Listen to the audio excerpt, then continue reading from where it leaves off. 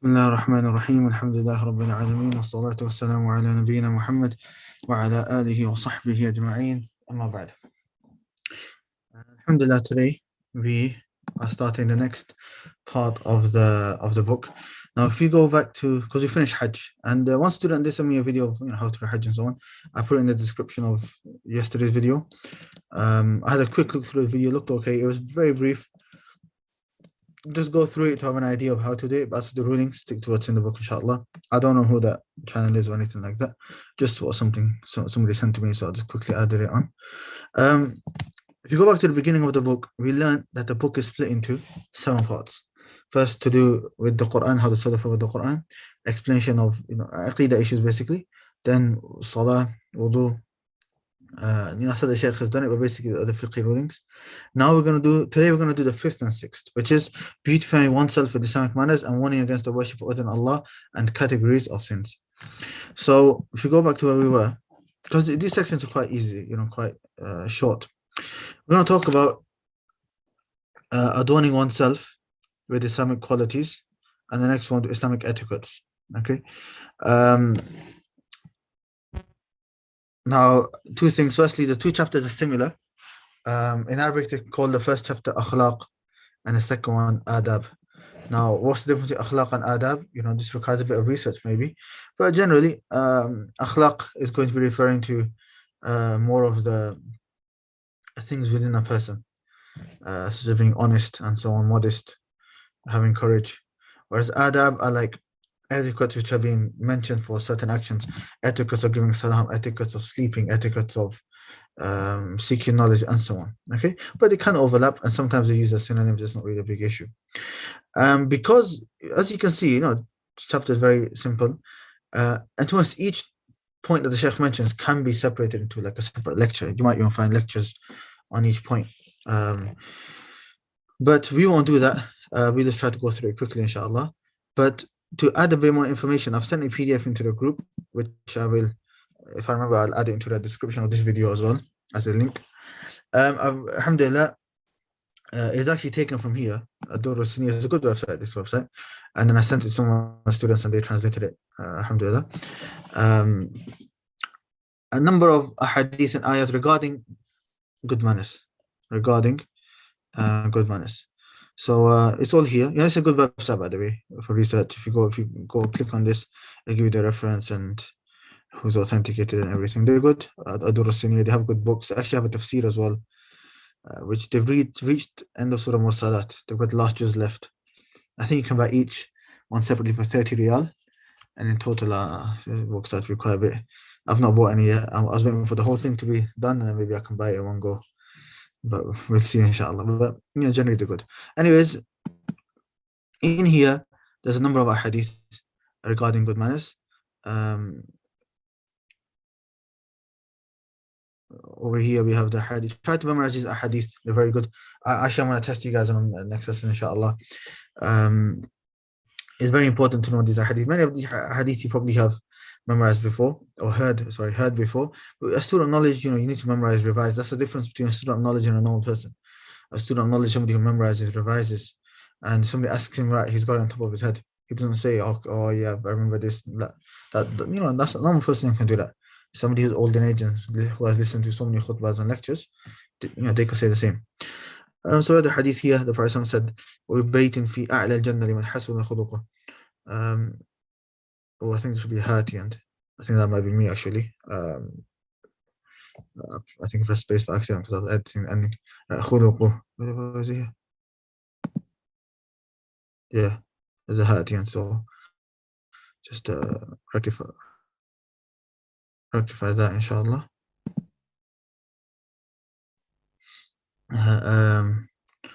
Also, other hadith regarding. So this hadith means, and the house, person guarantees the house in the upper part, the highest level of Jannah for the one who perfects his moral character. You know what?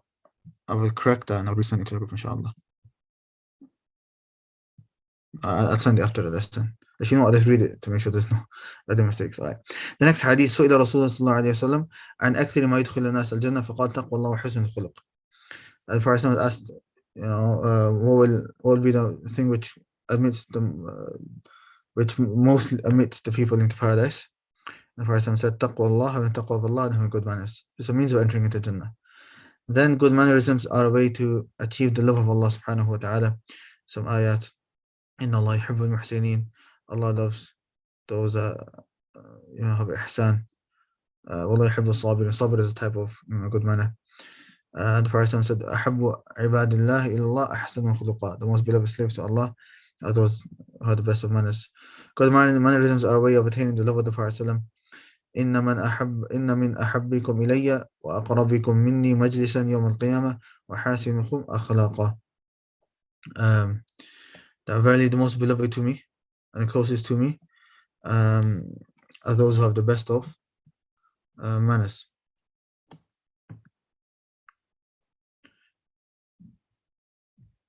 And the Prophet said, there's nothing heavier in the scales than good manners.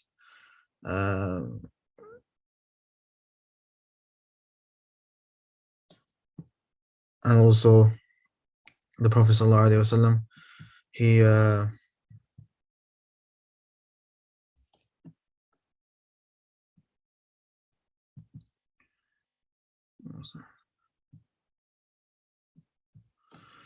Prophet ﷺ, he said, إن الرجل لا يدرك بحسن خلقه درجات قائم الليل وصائم النهار. Indeed, a man with his good mannerisms could reach the level of the one who stands in the night, or does reach the level of the one who stands in the night and fasts during the day. The hadith is similar. Good mannerisms is the greatest acts that a slave can come with, and there's a hadith is there. I'll have proper of it later, inshallah. And there's other hadith. This one's a very good hadith. For ourselves, the most complete of the believers in faith is the one who has the best mannerisms. So these are a number of hadith. I don't expect you to memorize all of them, but memorize a few of them, inshallah. Try to memorize, at least minimum 3, 5 is good. A hadith if you can, inshallah. So I've added this in so that it's a good intro to the topic. I'll correct in the middle, in the beginning, inshallah. So adorning oneself with Islamic qualities. So the Shaykh just mentions a number of them. So that's truthfulness. And Shaykh Haytham comments, one should be truthful with Allah in statements, actions, and beliefs. So this is, it's not only with the creation, but and this is another thing actually. People forget there's 2 types of mannerisms. One is mannerisms between you and the creation, and the more important one is mannerisms between you and the Creator. So there are some who bring the claim that mannerisms is the most important. What you always talking about Tawheed, mannerisms is more important, and so on. You say, la, but we'll accept it. But the best type of mannerisms is between you and the Creator. And shirk is not having mannerisms with the Creator, and bid'ah is not having mannerisms with the Prophet ﷺ. So one should be truthful with Allah. This is what you mentioned, one of the conditions of La ilaha illallah, sadq. If you go back to the lesson. Moreover, truthful with the slaves of Allah, its opposite is lying. Loyalty and faith. Then the Shaykh says, abstinence, modesty, courage, generosity, loyalty. Loyalty is a great obligation that the people took upon themselves. It is the opposite of betraying. I don't actually have the Arabic book with me, but I think what it says in Arabic is that amana. That if you've been entrusted with something, then you fulfill that trust that you have been entrusted with. You should be loyal. So if something is a secret conversation or a private conversation, that's an amana. If somebody told you to do something, if you made a promise, that's an amana. So you have to fulfill it. Abstinence is withholding from all that which is prohibited. Modesty, it is the manners which lead one to do good actions and stay away from bad. So modesty or shyness is for both men and women. Yes, in certain actions it should be more for women, but generally it's for men and women. And true modesty and shyness is having shyness from Allah. Shyness from Allah seeing you doing any bad action. Being good neighbors by being good to them, and also lowering the gaze and not putting your nose in their business and so on. Helping the needy, he mentions a hadith, and inshallah some of these are hadith will take in. Modesty will come in 40 hadith, Imam Nawawi. Good neighbors, hadith from 15, Arba'in Nawawiyah. Helping the need, this comes hadith number 19 from Arba'in Nawawiyah. So inshallah we'll take them. And then lesson 16, the Shaykh mentions a number of practical Islamic etiquettes. Giving salam. So you should say salam to one another. But if somebody says it to you, then it's obligatory to reply with that which is similar. So if they say Assalamu alaikum, the obligation is Wa alaikum assalam. And it's better to add more. Wa rahmatullahi wa barakatuh. If they say Assalamu alaikum wa rahmatullahi wa barakatuh, it's obligatory to say Wa alaikum assalam wa rahmatullahi wa barakatuh. If a person says it to a group, then it's not obligatory for every single person to say it. As long as some have said it, that's enough. If somebody has texted you, what is actually minimum of obligation is to say Wa alaikum assalam. It's not an obligation to write Wa alaikum assalam wa rahmatullahi wa barakatuh. Even though I think Ibn Hajar might have said it is, so some ulama do differ, but many ulama said it's not an obligation. Otherwise, like for example, me right now, if I open WhatsApp, I've got like 200 messages. I can't be saying every single time you're typing the whole thing out. It's long, right? So what's minimum is saying Wa alaikum assalam wa rahmatullahi wa barakatuh verbally, and I always try my best to write it. But if somebody misses it out or something, don't make it the biggest issue. If somebody has said it, then that's more than enough. La wassalam, and you should stay away from abbreviating any Arabic words. I mean, muhaddithun would stay away from abbreviating sallallahu alaihi wasallam. So you should, but what you can do is go on your settings, go on shortcuts, type in wassalam, and automatically it'll change into wa alaikum assalam wa rahmatullahi wa barakatuh for you. You can do that. If somebody sneezes, you say alhamdulillah. The person replies yarhamukallah, and you reply yahdikum Allah wa yuslih balakum. Visit the sick, praying the funeral prayer, etiquette of entering the masjid, making a dua. I think the Shaykh mentions them.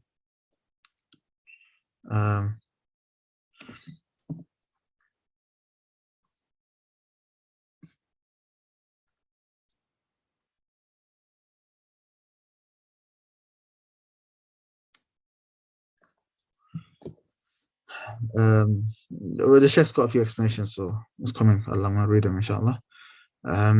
Elders, youth, congratulations for a newborn, asking blessings for a married couple, making dua, barakallahu lakum wa baraka alaykum wa jama'a bainakum fi khair. The Shaykh mentions it, we'll get to it. Offering condolences, another Islamic etiquette, such as wearing white. Some Prophet used to like wearing white. How to take them off, take off the left one first, and so on.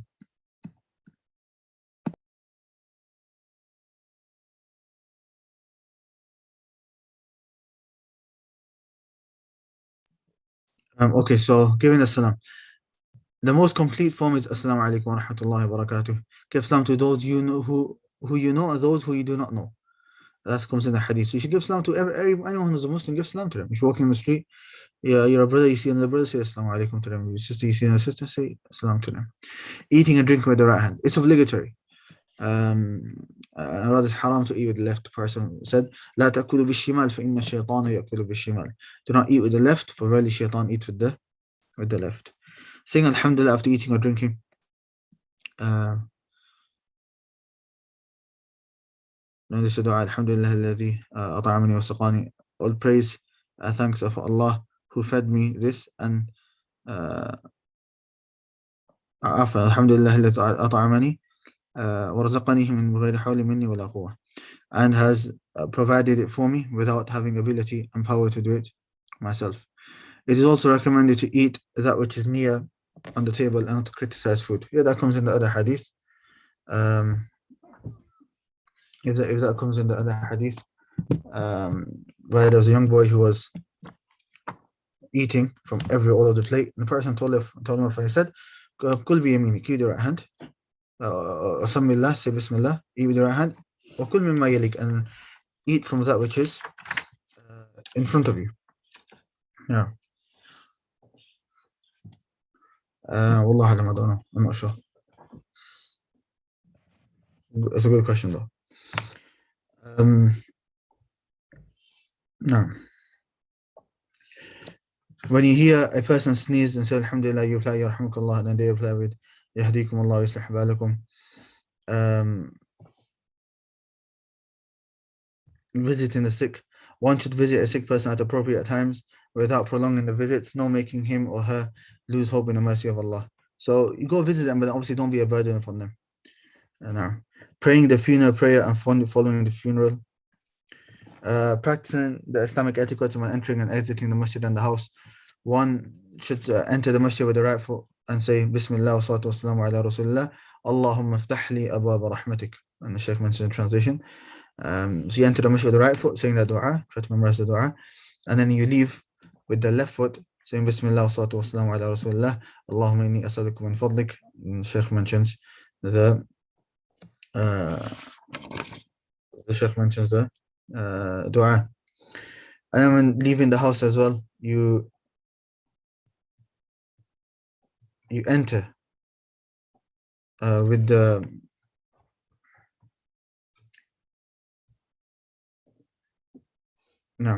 with the right, and you say Bismillah tawakkaltu ala Allah la hawla wa la quwwata illa billah. Allahumma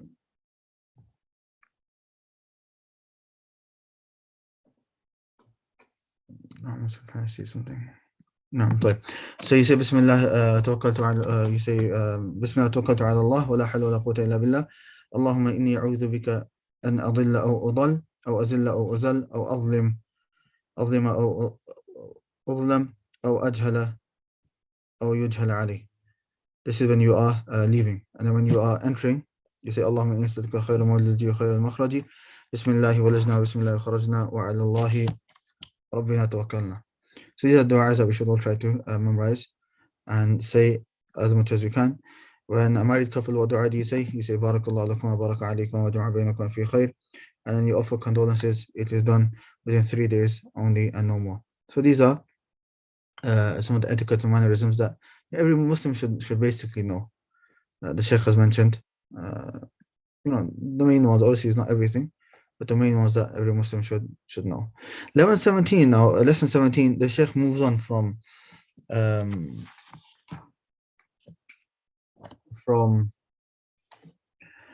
the topic of mannerisms, and he moves into warning from shirk and other sins.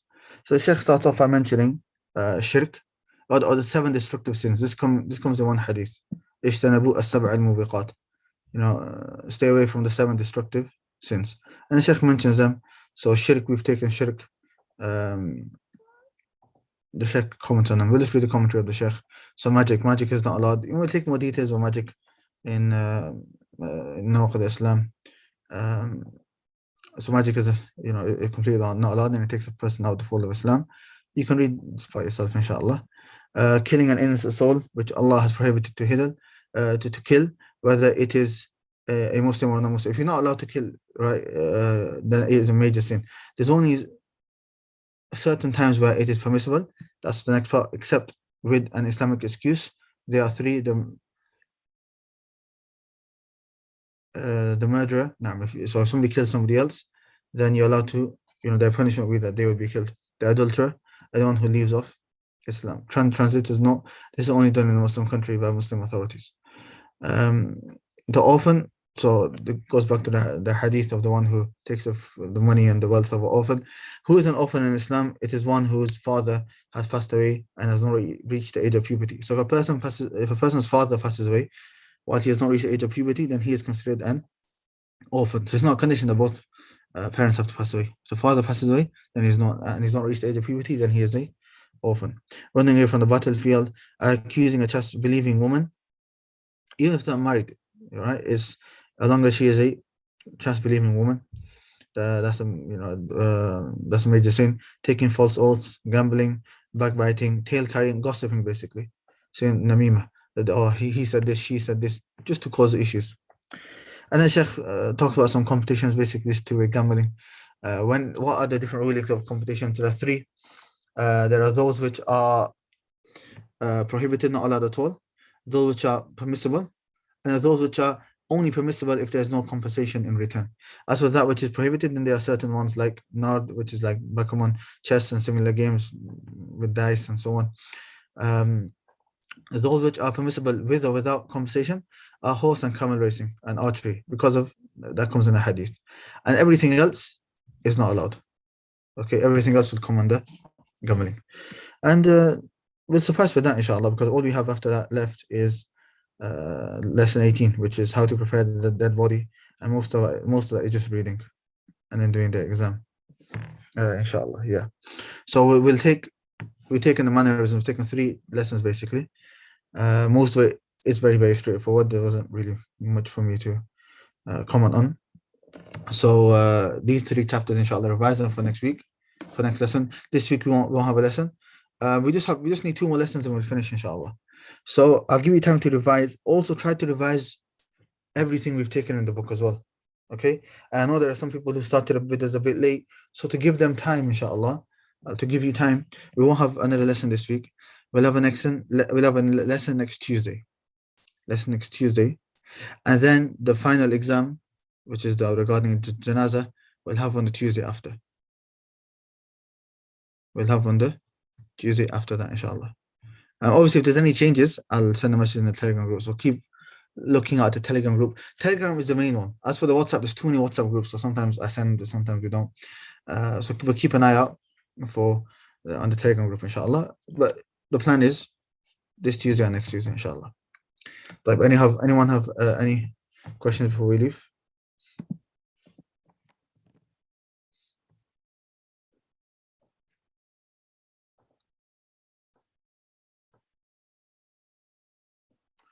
Do I have a video on how I annotate books? What do you mean how I annotate books?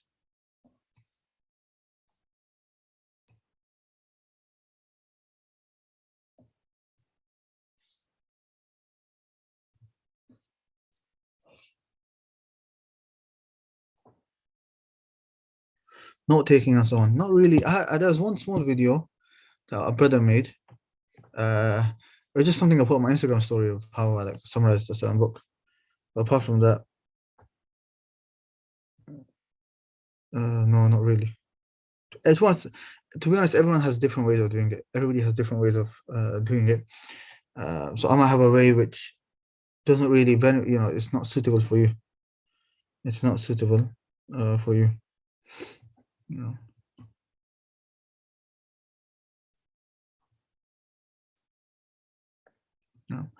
As for those asking, do we have to reply to Islam if it was asked by al-mahram? Then yes, it's obligatory. The obligation is still there. But if it's like, let's say, a young woman was to give Islam to a young brother or something, that should be avoided. So basically, if there's fitna there, then it should be avoided. But otherwise, it's permissible. Rather, to do so, Assalamu alaikum, then it's obligatory to already say, wa alaikum assalam wa rahmatullahi wa barakatuh. How to offer condolences when he passes away. So this will differ from time and place and culture to culture, exactly what they say. But generally, you go, you offer your condolences, you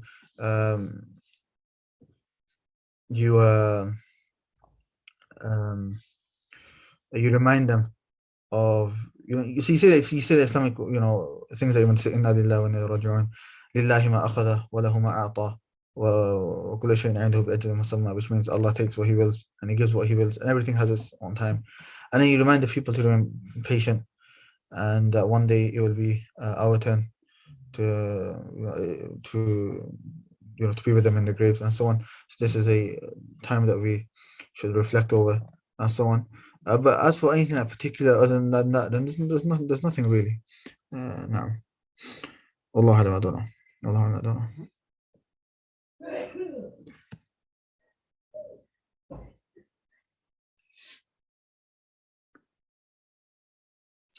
Then we'll stop here, inshallah. Like I said, the majority of things taken today were quite straightforward. So just read it. I know they read every single thing, but read it. Those things which were those du'as which were written in English, I'd advise you to write them in Arabic. And then memorize them in Arabic if you can. I mean, the Arabic PDF is sent in the group as well. So if you just go to chapter 16, 17, you should be able to see the Arabic there as well, inshallah. Now, then we'll stop here and I'll see you guys next Tuesday, inshallah. That should be enough time for you guys to revise everything. And after we finish this book, inshallah, the next book I have planned is 40 Hadith Imam Nawawi. In December, I'm actually traveling for a month. Inshallah, I'm traveling. So I won't be able to do it in that month. But as soon as I come back, I'll be back in January. In January, we'll start, inshallah.